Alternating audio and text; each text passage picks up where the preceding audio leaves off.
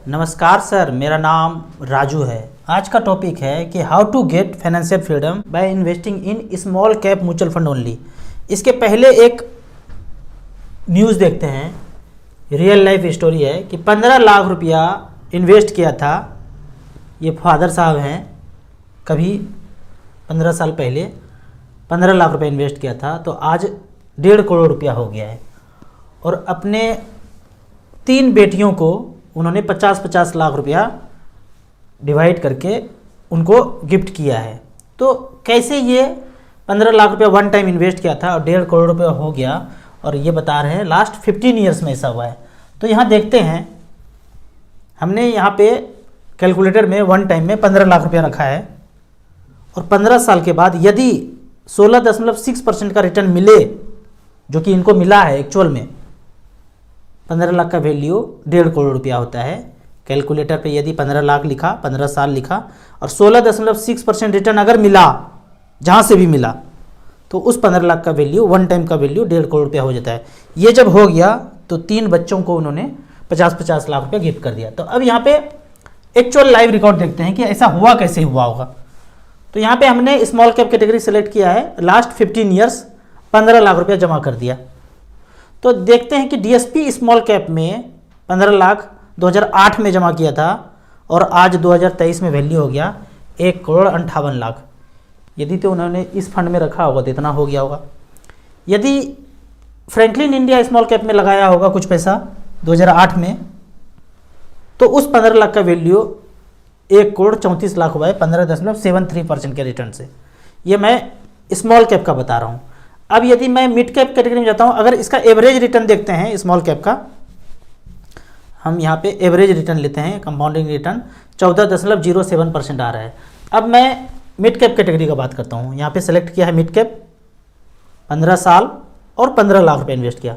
तो पहला फंड आता है HDFC मिड कैप अपॉर्चुनिटी। 2008 में 15 लाख रुपये जमा किया, तो पैसे का वैल्यू आज 2023 में है 1,58,00,000, 17% का रिटर्न। दूसरे फंड का बात करते हैं UTI मिड कैप। यहाँ पे अगर इन्वेस्ट किया तो बना है 1,22,00,000, 15% का रिटर्न। यदि एवरेज रिटर्न देखा जाए कि मिड कैप कैटेगरी ने कितना दिया, स्मॉल कैप ने दिया था 14, इसने दिया 13.29, और डेट है 2008। अब यहाँ पे देखते हैं मार्केट का स्थिति क्या था। सेंसेक्स देखते हैं, अप्रैल 2008 का बात चल रहा है। यहाँ पे अप्रैल 2008 में यहाँ पे जब मार्केट यहाँ पे था, 2008 में पूरी तरह से गिरा नहीं था, यहाँ पे इन्होंने डाला। अगर इन्होंने यहाँ पे डाला होता तो हमने पता नहीं, एग्जैक्ट डेट पता नहीं कि कब डाला और कितना डाला, एवरेज बता रहे 15 लाख डाला और वो 1.5 करोड़ हो गया। अगर मान लेते हैं कि नवंबर-दिसंबर 2008 में डाला होता यहाँ बॉटम में, तब देखते हैं कि उसके पैसे का क्या वैल्यू हुआ होगा। तो यहाँ पे मैंने डेट वाइज अगर जाना है तो स्टार SIP में म्यूचुअल फंड लाइव रिटर्न में जाना है। हमने यहाँ पे सिलेक्ट किया है HDFC मिड कैप अपॉर्चुनिटी। दिसंबर 2008 में से लेके दिसंबर 2008 में 15 लाख डाला वन टाइम, और वैल्यू आज देखते हैं तो उसके पैसे का वैल्यू होता है 2,42,21.52% का रिटर्न यहाँ पे मिला है।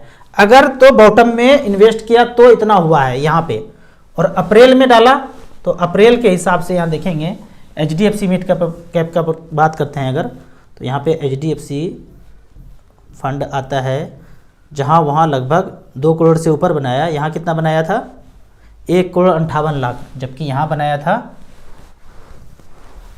इतना अंतर हो जाता है 2,42,00,000, इतना अंतर हो जाता है टॉप और बॉटम में। तो मार्केट गिरता है तो हर बार खरीदना ही खरीदना है। इसलिए बोलता हूँ जब जब मार्केट गिरे 5%, 10%, 12% गिरे तो खरीदना है। यहाँ पे गिरावट हुआ होगा, यहाँ से यहाँ तक 10%, 20% गिरावट हुआ होगा, उसने परचेज किया तो वो देखिए कि 80-90 लाख का फ़र्क पोर्टफोलियो पे आ रहा है, जबकि यहाँ पे खरीदा तो कम है। तो जब भी गिरावट हो तो ज़्यादा खरीदना है। कोई ना कोई इस गिरावट में खरीद रहा है तभी मार्केट बढ़ रहा है, वो बाहर का आदमी खरीद रहा है और हम डर के बेच रहे हैं। तो इसीलिए यहाँ पे कहा जाता है कि यदि आपको रिटर्न 15% से ऊपर किसी फंड में दिख रहा है, इसका सिंपल मतलब यही होगा कि उसके पोर्टफोलियो में मिड कैप स्मॉल कैप का स्टॉक होगा ही होगा, तभी वो इतना रिटर्न दिखाया। लार्ज कैप होता, बैलेंस कैटेगरी होता तो इतना रिटर्न लंबे समय में नहीं दिख सकता है। ज़रूर उन्होंने जो पैसा इन्वेस्ट किया है 15 लाख और 1.5 करोड़ बन गया, mid cap small cap fund में ही लगाया तो जाके ये पैसा बना।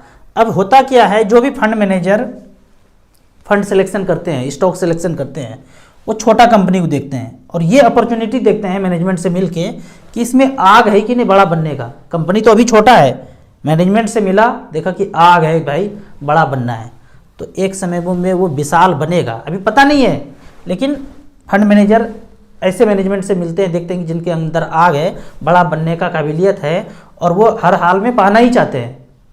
पता नहीं क्या होगा, डूबेगा क्या होगा, लेकिन इच्छा देखते हैं। अगर तो देखा इच्छा शक्ति मजबूत है और एक न एक दिन विशाल बनने का उनका तमन्ना है, तो ऐसे स्टॉक में फंड मैनेजर चुन के पैसा इन्वेस्ट करते हैं। अभी छोटा है, बाद में विशाल बनेगा, तो यही स्टॉक अगर बनता है, मिड कैप से लार्ज कैप में बनता है या स्मॉल कैप से लार्ज कैप में बनता है, ये कंपनी चेंज होता है, तो आपका पोर्टफोलियो भी आपको 15%, 17%, 18% का रिटर्न दिखाता है। इस रिटर्न के हिसाब से ही वो 15 लाख 1.5 करोड़ बन गया। तो यहाँ पे इसलिए बोलता हूँ, कोई भी ट्रेडिंग वगैरह करते हैं, सब कुछ बंद करके स्मॉल कैप मिड कैप में निरंतर पैसा डालते रहेंगे। जो भी पैसा कमाते हैं, बचाते हैं, उसको आप स्मॉल कैप में डालते जाइए। एक समय ऐसा आएगा कि इस तरह का फाइनेंशियल फ्रीडम पाने के लिए बहुत ज़्यादा पैसा नहीं चाहिए। 1 करोड़ का टारगेट रखिए कि 15 साल के अंदर हो जाए, 12 से 15 साल के अंदर। जिस दिन 1 करोड़ हो जाएगा, बस फाइनेंशियल फ्रीडम मिल गया। फिर आप वो कीजिए जो आपका करने का मन है। यहाँ पे जो एक कहानी देखा कि 15 लाख जो है 1.5 करोड़ रुपये में कन्वर्ट हो गया और उन्होंने 3 बच्चे को 50-50 लाख रुपया दे दिया। तो यहाँ पे अगर वो वीडियो देख रहे होंगे वो व्यक्ति, तो उनको मैं बोलूँगा 50-50 लाख रुपये जो आप गिफ्ट कर रहे हैं, उसको आप SWP करा दीजिए। जहाँ फंड में पैसा है आपका, जहाँ रिमेन इन्वेस्टेड है, अच्छा पैसा बना है, वहीं रहने देंगे। उसी फंड में 50-50 लाख रुपया 3 बच्चों में डिवाइड कर दिया और यहाँ से 30,000 रुपये पर मंथ पेंशन शुरू कर दिया। उसके हस्बैंड क्या करते हैं नहीं करते हैं, सब कुछ साइड में रख देते हैं। बच्चे को 30,000 रुपये पर मंथ 1 तारीख को अकाउंट में आ जाएगा और ऐसा 15 साल तक चलता रहेगा। अगर 10.2% का रिटर्न अब मिले, पहले कितना मिल गया, 17, 18, 16 जो मिला, अब इतना ही मिले उसी फंड से, तो आने वाले 15 साल में 54 लाख रुपए विड्रॉ हो जाएगा और बाद में बैलेंस भी बच जाएगा 1 करोड़ 1 लाख एक बच्चे के लिए। जब 1 करोड़ 1 लाख हो जाएगा, फिर से यहाँ पे 1 करोड़ 1 लाख लिख देंगे और पैसे को डबल कर देंगे। यहाँ पे करके देख लेते हैं, यहाँ पे 1 करोड़ लिख देते हैं, 1 पे 7 जीरो, 1 2 3 4 5 6 7 और इसको कर दिया 15 साल के बाद 60,000। 1 2 3 4 मान लेते हैं बच्चे का एज 20 साल है, 15 साल खाएंगे 30,000 रुपया पेंशन, 45 साल हो गया बच्चे का एज। अब 45 साल के बाद रिसेट करेंगे, इसको 60,000 कर देंगे। अब फिर से कैलकुलेट करेंगे, वही 15 साल फिर आगे चले और इतना ही 10.2% का रिटर्न मिले, तो 1 करोड़ 8 लाख पेंशन ले चुके होंगे 60,000 रुपया करके। 15 साल बीत गया, 15 साल के बाद फिर 15 साल बीता 60,000 रुपया लेके, तो 1 करोड़ 8 लाख ले लिए। अब बच गया 2 करोड़ 3 लाख। फिर जब 2 करोड़ 3 लाख बचा, फिर से यहाँ पे रिसेट करेंगे, 2 करोड़ 3 लाख लिखेंगे और 1,20,000 रुपये लेना शुरू करेंगे। ऐसे कहते हैं कि बूंद बूंद से तालाब भरता है। उनके पापा ने जो तालाब बनाया था, अब तालाब से समंदर बनने का तैयारी चलेगा। ऐसे रिमेन इन्वेस्टेड रहेंगे और जीवन यापन करने के लिए थोड़े थोड़े पैसे लेते रहेंगे, तो पैसा कभी ख़त्म नहीं होगा। आपका पैसा न जाने कितने कंपनियों में इन्वेस्टेड है। यहाँ पे देखते हैं कि कितने कंपनियों में पैसा इन्वेस्टेड है। हम यहाँ पे उदाहरण लेते हैं SBI स्मॉल कैप का। मान लेते हैं कि उन्होंने स्मॉल कैप मिड कैप में पैसा लगाया होगा, तो एक फंड SBI स्मॉल कैप का बात करते हैं, तो कितने कंपनियों में पैसा लगाया है? लगभग 56-57 कंपनियों में लगाया है। इस तरह से करके लगाया है। अभी इसमें इतना सारा नाम है कि कौन याद कर पाए इसको। और ऐसा 4-5 फंड हो तो 200-300 कंपनी में पैसा इन्वेस्टेड हो गया। अब इनके फंड मैनेजर किसमें कौन ट्रेडिंग कर रहे हैं, कब निकल रहे हैं, कब खरीद रहे हैं, कब बेच रहे हैं, कितना ट्रेडिंग कर रहे हैं, ये कोई नहीं जानता है। वो फंड मैनेजर का इंटरनल टीम ही जानता है। अब हम इसमें इतना दिमाग लगाएं तो नहीं बना पाएंगे पैसा। अगर हम फंड मैनेजर से अच्छे होते तो हम फंड मैनेजर ही होते। लोगों को जो ट्रेडिंग करते हैं ना, उनको लगता है कि हमको सब कुछ आता है। अगर आपको सब कुछ आता और आप फंड मैनेजर जैसे ही होते तो आप वहाँ नहीं होते जहाँ आप काम कर रहे थे, आप बॉम्बे में फंड मैनेजर के ऑफिस में बैठे होते और वहाँ स्टॉक सिलेक्शन कर रहे होते।